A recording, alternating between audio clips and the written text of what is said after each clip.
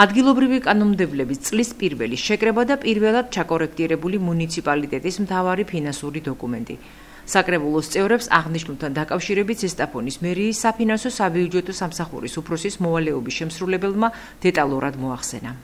მუნიციპალიტეტის 24 წლის ბიუჯეტის შესრულებიდან გამომდინარე, მუნიციპალიტეტის სახაზინო ანგარიშზე ნაერთად აისახა 3.593.517 ლარი, რომელიც განიცდება და მიმართული იქნება შემდეგი ღონისძიებების დასაფინანსებლად.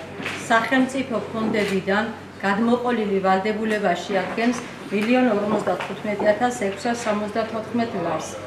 2021 წლის განკარგულება 778, 2022 წლის განკარგულება 75, 22 წლის 2475, 2479 და 1419 განკარგულებებიდან დასრულებულია სამუშაოები და დარჩა ეკონომია 109,000 ლარი, რომელიც გადანაწილებული იქნება მთავრობის მიერ ახალი განკარგულების შესაბამისად.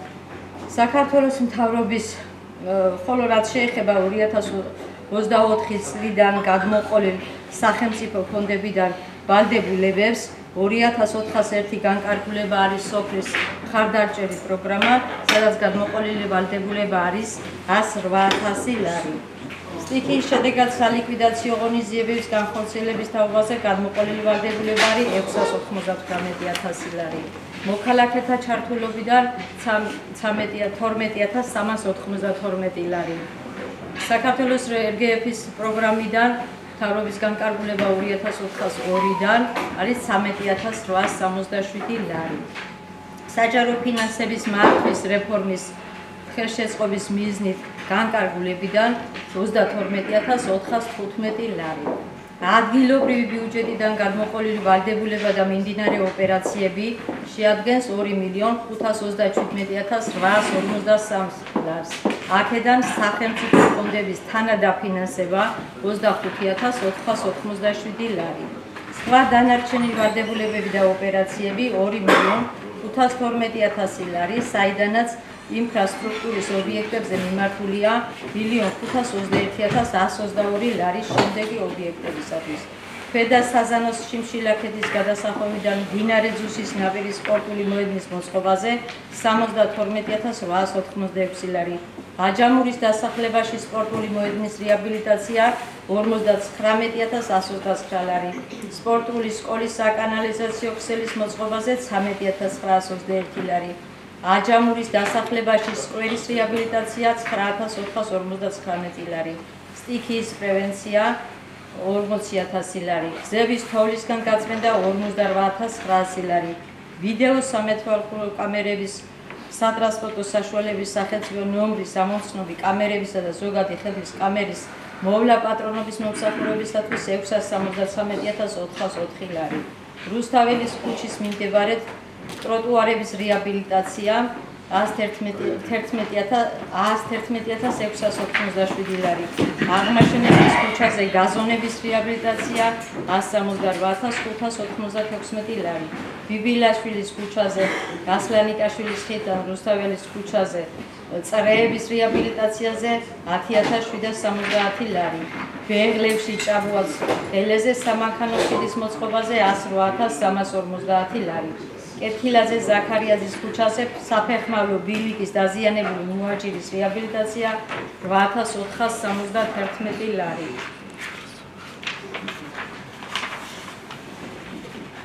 მეორე სვირის კაპანაძების სასმელიჭის მოწყობისათვის 2,088 ლარი. წიფლავაკეში წყლის სისტემის რეაბილიტაცია ფერაძე კვესიტაძეებით 18,777 ლარი. ფერაძეების წიფლავაკეში ფერაძეების უბანში სასმელწყალზე 58,200 ლარი. სანახშირეში შმოთების უბანში სასმელი წყლის რეაბილიტაცია 21,018 ლარი. ჭუმბურიძეების უბანში ელტუმბოს შეძენისათვის 2,250 ლარი. გია აბესაძის 73 ბინის ეზოს რეაბილიტაციაზე 17,170 ლარი. მეორე სვირში ნომერ 13 სკოლამდელი აღზრდის დაწესებულების გათბობის სისტემის მოწყობისათვის 21,974 ლარი. ტაბაგინში ნომერ 22 საბავშვო ბაღის 2 ოთახის რეაბილიტაციაზე 5,106 ლარი. ბატონიშვილის ქუჩაზე წყაროს რეაბილიტაცია 12568 ლარი. დღის წესრიგით გათვალისწინებულ პირველ საკითხთან დაკავშირებული კენჭისყრის პროცესამდე კითხვა დეპუტატმა მაია კახნიაშვილმა დასვა, რომელიც სპორტულ გამაჯანსაღებელი ცენტრისთვის მოჭიდავეებისთვის განკუთვნილ სუბსიდირებას შეეხებოდა. ბიუჯეტო კალენდარული წელი დაიწყო რაღაც 2 კვირა მეტი არა და უკვე ითხოვს სუბსიდიას ისე 30000 ლარს ყვების და მივლინების ხარჯებს მიხეილ საუდის სახელობის სპორტული გამაჯანსაღებელი ცენტრი. და აქ დაშიფრული რომ 20000 ლარი ეჭირდება მივლინებაში და ყვებაში, 10000 ლარი რბილი ინვენტარი, უნიფორმა და ჰიგიენური საშუალებები.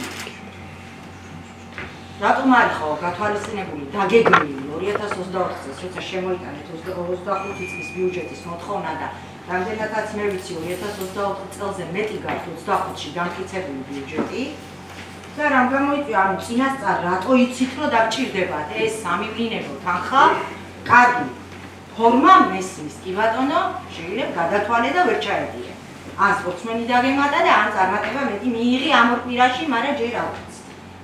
ეხლა შარონელის მასაც შუა წელში ემატებათ მოსწავლეები რაღაცა რომ ამ ქალაქში. ანუ სექტემბრიდან კი არ იწყება. არა, უბრალოდ თქვენს როგორ ჩანს ახლა დაგემატათ. ჩემს სამსახურს თუ რა გაინტერესებს? აი ეს მაინტერესებს რა თანხაა. რა თანხა არის ეს სპორტსმენების მივლინება ყვება ნიშნავს იმას, რომ ზღორებზე უნდა არ ჭირდება 4 ზღორის. სპორტსმენს ჭირდება პორტფოლიური. მოგეხსენება რომ ის სპორტსმენები ხართ, აქ არიან ბიჭები, რომლებიც მართლა ჭირდება ამ ბიჭებს ქვეჭიდგომა და ეკიპირება ნიშნავს იმას, რომ დამთავრებით, არა, მივლინება ჭირდება სპორტსმენს. შეკრება, ეს არის სამივლინებო ტურნირების თანხას ითხოვთ, შეკრების თანხას ითხოვთ. მივლინება არის ასევე შეკრების თანხაც, მივლინება ნიშნავს იმას, რომ არ მიდიან ეს ბიჭები მივლინებაში და შეკრებას დაარქვენ, მივლინებას დაარქვენ. დიდი მნიშვნელობა მართლა არა აქვს. აღნიშნულთან დაკავშირებით კომენტარი დამატებით მაია კახნიაშვილმა სხდომის დასრულების შემდეგაც გააკეთა. მოკლედ საბიუჯეტო საფინანსო სამსახურმა ამოიტანა 2024 წელს დარჩენილი ნაშთი 3.509.000 ლარის ოდენობით, რომელიც ჩაიშალა შემდგომ 2025 წელს გასაცემ და გასანაწილებელ თანხებში. აქედან გამომდინარე, მე რა თქმა უნდა მხარი არ დამიჭერია აღნიშნული საკითხისთვის. და მქონდა შეკითხვები, რომელზედაც პასუხები ვერ მივიღე, თუ რატომ 2025 წლის საბიუჯეტო კალენდარული წელი დაიწყო სულ რაღაც 2 კვირა და რატო ითხოვს სპორტულ გამაჯანსაღებელი მიხეილ საუდის სახელობის სპორტულ გამაჯანსაღებელი ცენტრს 30000 ლარს მხოლოდ მოჭიდავეების მივლინებისთვის, ამაზე მე პასუხი ვერ მივიღე, რათა 2024 წლის დეკემბერში, როდესაც ამოვიდა ბიუჯეტი განხილვისთვის, იქ კარგად ჩანდა და ნათლად ჩანდა, რომ მისმა წლიურმა ბიუჯეტმა წინა წელთან შედარებით მოიმატა, იქ გაწერილია სამივლინებო თანხებიც და რამ გამოიწვია ახალი საბიუჯეტო წლის დაწყებისთანავე ამაზე მე პასუხი ვერ მივიღე, პირიქით გადმოდიან შეურაცხყოფაზე, გებულობენ და ამბობენ ისე რომ თითქოს სპორტის დაფინანსებაზე ვარ წინააღმდეგი, არავითარ შემთხვევაში პირიქით ჩემთვის სპორტი არის პრიორიტეტი ამ ქალაქში, ეს ზესტაფონლებისთვისაც ცნობილია და დაფინანსებაზე რაც მანამდე თვითონ ამოუტანეთ და რაღაც თანხა უთქვამთ, პირიქით მithქვამს რომ ეს თანხა საკმარისი არ იქნება, დავამატოთ, რომ სწორად, კარგად შევუწყოთ ხელი. აქ ერთი კითხვა დაუსვირო, ჰიგიენური საშუალებებით უჭირდებოდათ გარკვეული რაღაც მოჭიდავეების ჯგუფს სპორტსმენებს, რატომ არ ჭირდებოდათ ფეხბურთელებს, რატომ არ ჭირდებოდათ კალათბურთელებს და რატომ არ ამყოფებენ ერთნაირ პირობებში? აი ეს იყო ჩემი ძირითადი კითხვა, რასაც მოყვა მათი მხრიდან გაღიზიანება და პირიქით შეურაცხყოფაზე გადმოდიან, რომ პასუხი არ აქვთ, ამიტომ გადმოდიან შეურაცხყოფაზე. სხდომის მთავარ თემაზე განმარტება მერის პირველ მოადგილეს გელა ჯუღელს ვთხოვეთ. კითხვა 2025 წლიდან გადმოყოლილი საბიუჯეტო ნაშთების შესახებ იყო. ხდება რომ 2024 წლის ბიუჯეტი მიზნობრივად შეგნებულად და ძალიან კარგად მოხდა ათვისება. ბიუჯეტში ნაშთები იყო მინიმალური, ის რაც იყო გარდამავალი, რა თქმა უნდა ჩვენ ტენდერებსაც და შესაბამისად დაფინანსებასაც გვეყოფა კვარტლების დამიხედვით, მეოთხე კვარტალში რა დაფინანსებებიც იყო გამოყოფილი, შესაბამისად ნოემბერში და დეკემბრის დასაწყისში თუნდაც გამოცხადებული ტენდერებმა გადაინაცვლა იანვრის ბოლოსათვის შესაბამისად ჩვენ პოვეთ ახლა ასახვა რომ ის სამუშაოები რომლებიც დაწყებულია მათ შორის უმეტესობა დამთავრებულია მაგრამ არ მოხდა რა მათი მთლიანი ფინანსური უზრუნველყოფა ახალ წლისთან დაკავშირებით აი ახლა პოვა ასახვა ახალ ბიუჯეტში 2025 წლის ბიუჯეტში და შესაბამისად გარდამავალი ნაშთებიც მიტო იყო დასახელებული ყველა აბსოლუტურად და 2025 წელში საგრებულოს ჩატარების შემდეგ თავისთავად მოხდება მათი ფლობელებთან ტენდერში გამარჯვებული მეწარმეებისზე ჩარიცხვა და თანხების ანაზღაურება. სხდომის მუშაობა საკრებულოს თავმჯდომარე ვახტანგ ღამბაშიძემ შეაჯამა. დღეს ჩადარდა საკრებულოს მორიგის ხდომა, განხილული იყო სამი საკითხი, პირველი საკითხი მოიხსენებათ იყო ბიუჯეტის ცვლილებები 2024 წლის დამტკიცებულ ბიუჯეტში შევიდა ცვლილებები, ეს ძირითადად ეხებოდა სხვადასხვა ინფრასტრუქტურულ პროექტებს, ასევე სხვა ხარჯებს, რომელიც გასაწევი იქნება 2025 წელს.